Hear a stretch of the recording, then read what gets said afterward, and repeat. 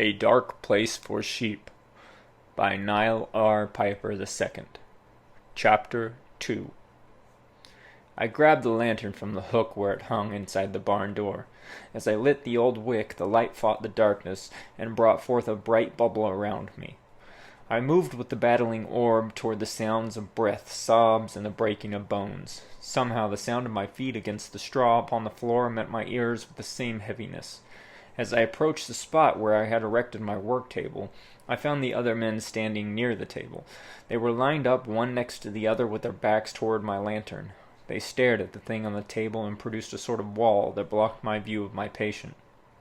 "You must tell me what happened," I demanded again as I moved to the other side of the room. I attempted to hang the lantern on a large meat hook that glimmered in the light above the wretched creature. I looked over the body of what had once been a human. It seemed to still be breathing, or fighting to do so. No one said a word. It was as if they hadn't heard me. All their eyes remained fixated on the strange tragedy unfolding beneath the eerie lantern glow. There was no response. There was only the soft whimpering of the man with the scar. His cries struggled above the otherworldly sounds of the boy.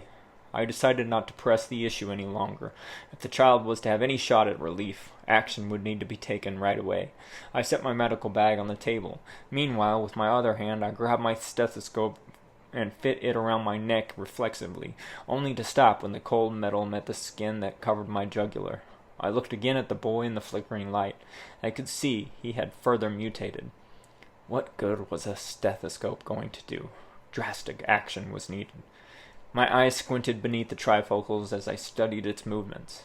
It no longer had human features. It was as if a large creature had crawled inside a bag of flesh and was slothfully in works to fight its way out. A sharp object of some sort pushed upward, pulling the tiny blue capillaries in the skin with it as it stretched toward the barn roof. It fought to the right and then back to the left. I followed its movements under the flesh until whatever it was sunk back into the body's mass. When it was gone, something inside the boy broke, like the sound of a snapping branch. It happened again after that, then again and again. Suddenly the snapping occurred over and over with such rapidity that it produced a single, long, off-putting note. The note stretched into what sounded like an audible word in another language. Frightened and frustrated by everything that was happening, I looked back to the men. "What exactly do you want of me? I haven't the slightest clue where to begin. I haven't even an idea how one comes to be in such a state as this." I felt defeated. They said nothing. The man with the scar pressed his lips together, trying to not belt out in agony. It was clear to me that not only was he scared for his brother, but he felt guilty. After all, there is no such illness that could do that kind of thing to the human anatomy. His guilt brought my anger, and so I banged my fist on the table and shouted over the patient. "What have you done? If you want him to have even a chance of dying peacefully, tell me now." I could have only assumed that those men were dangerous fellows, but the fury inside of me came out unwillingly with my words. I had failed to hold it back. I was incapable of restraint. The man with the scar turned to the others behind him. They gave him a solemn look of loss. One of the bearded men eventually nodded his head approvingly. With that response, the scar-faced man turned back and brought his face out from the shadows of the barn and into the flickering lantern's light. "There are things we have done," he whispered. "I would have supposed so." I spoke with a sarcastic certainty. The warped humor in my remark hid my extreme disgust for their silence. They chose to wait there a moment longer in the silence, and I again lost my patience. "Enough games! Whatever you have done, tell me." Finally, the grieving man took to telling me his transgressions, but no words came from his moving lips. It was as if he had suddenly gone mute, unable to use his vocal cords to produce sound. As he tried to speak, he looked down to his lips, then back at me. Before he could further acknowledge the absurdness of it all, his mutated brother began radically threshing about. The wooden table holding the beast began to shake violently. It vibrated to such a degree as to bounce upon the dirt and hay below our feet. I, myself, must have jumped back, if not out of my skin.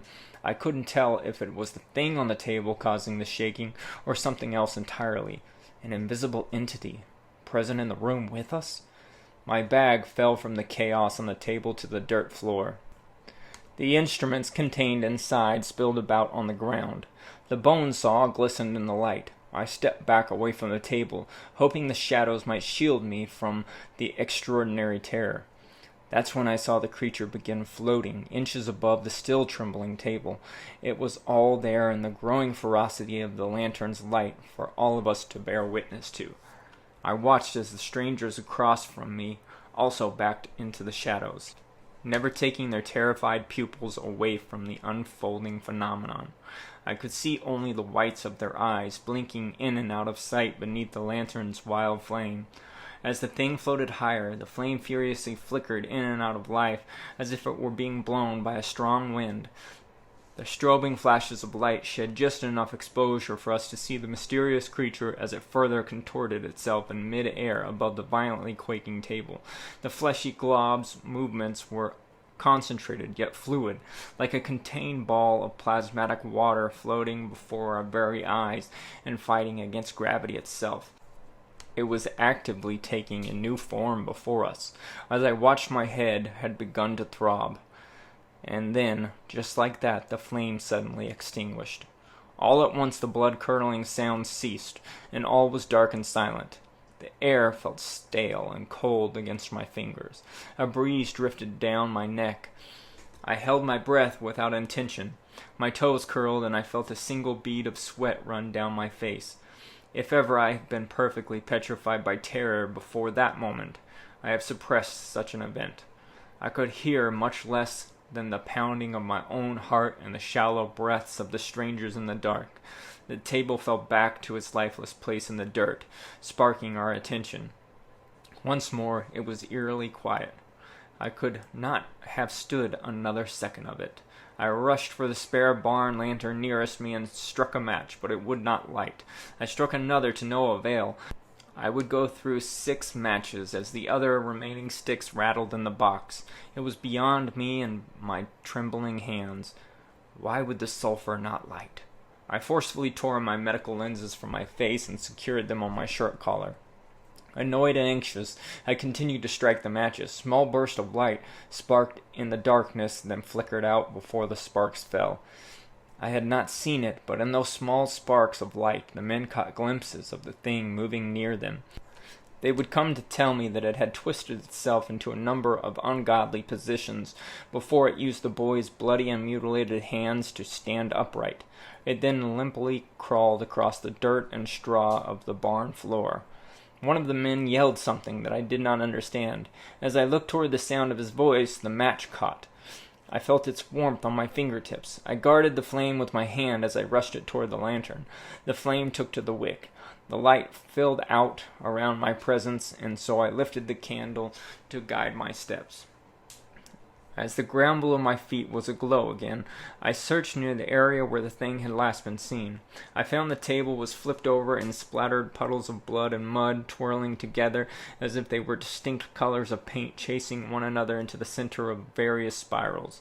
At the outskirts of the lantern's light I saw a boy's boneless hand drag into the darkness, collecting the hay and dark liquid as it pulled itself out of sight. I held my breath behind trembling lips. One of the men rushed forward from the shadows and grabbed the lantern's ventilation cap with his bare hands. Pulling it from my grip, he pivoted away from me toward the creature. The rest of us were reluctant to move with him, but feared being left alone in the dark. So we kept close behind him, yet not too close. The 4 of us stepped past the overturned table toward the back of the barn, past the stable. We could hear it moving in the corner behind a pile of hay. We wandered forward with what valuable courage we could summon. We were neither delighted nor upset to have reached the back of the unfinished stable stall with still no clear sight of the thing. As we stared at the wooden planks running up the wall, the man with the scar whispered, "Over there." The man aimed the flame's light in that direction. It revealed the red slime that led up the inside of the barn wall. The sludge dripped overtop itself into a lonesome hay bale below. "What the?" I heard one of the strangers gasp. In abject horror our eyes traced the trail of blood up the wall to the roof. We shared the same shock in the same moment, when our eyes all gathered on it.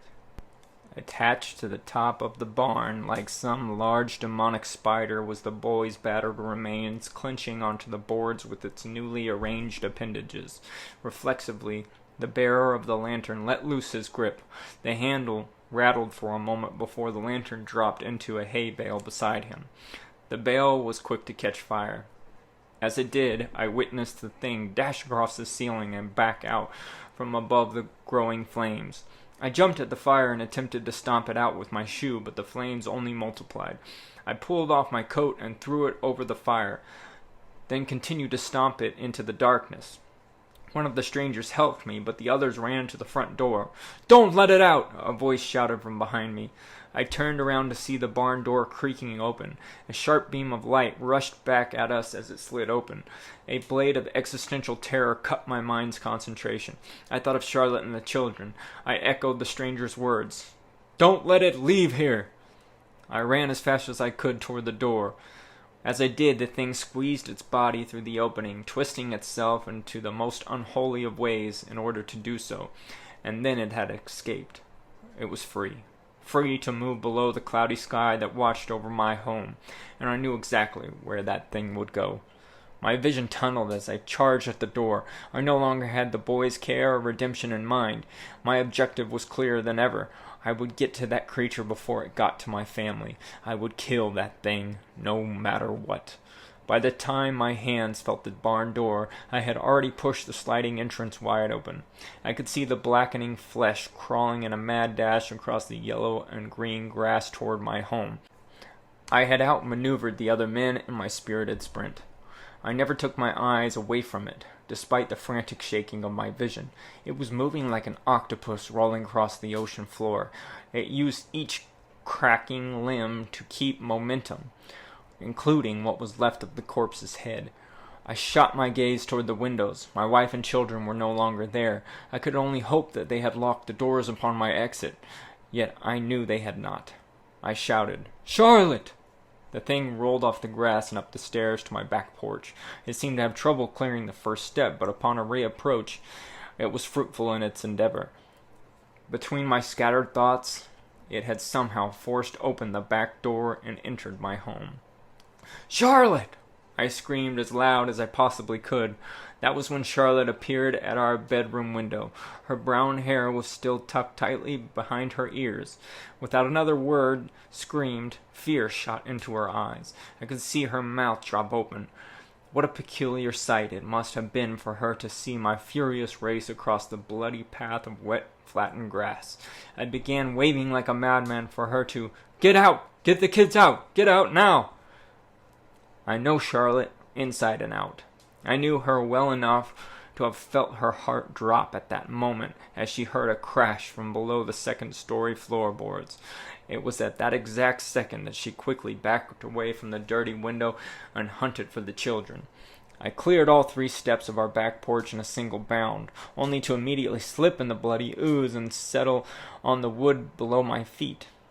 Without a mind for it, I caught myself on the back door handle. My knees tightened to hold a crouched position.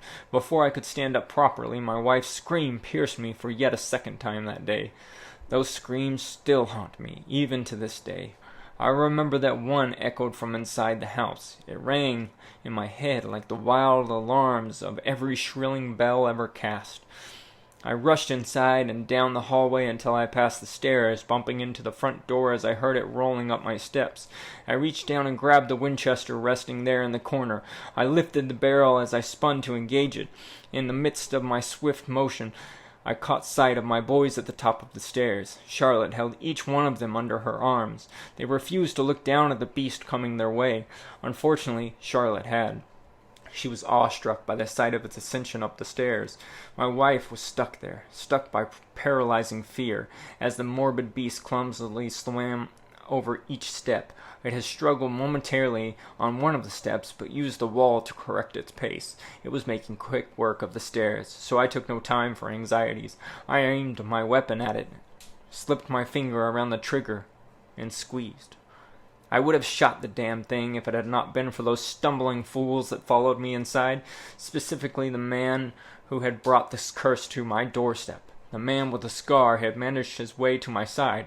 He dropped a hand to the top of the rifle's barrel as I pulled the trigger. He pressed down and shouted, "No, don't!" With the blast ringing in our ears and the gun smoke dust floating in the air, I gathered my senses to account for the matter. I focused my vision back on the stairs. I had missed completely, blowing a decent-sized hole in a lower stair riser. By the time my family had dashed for the bedroom, shutting the door behind them, as the gunshot rang out of existence, just as my wife had shut the door, the thing had reached our second floor, yet the explosion had scared it away from the bedroom door. It moved in the other direction across the second floor and away from the bullet's impact.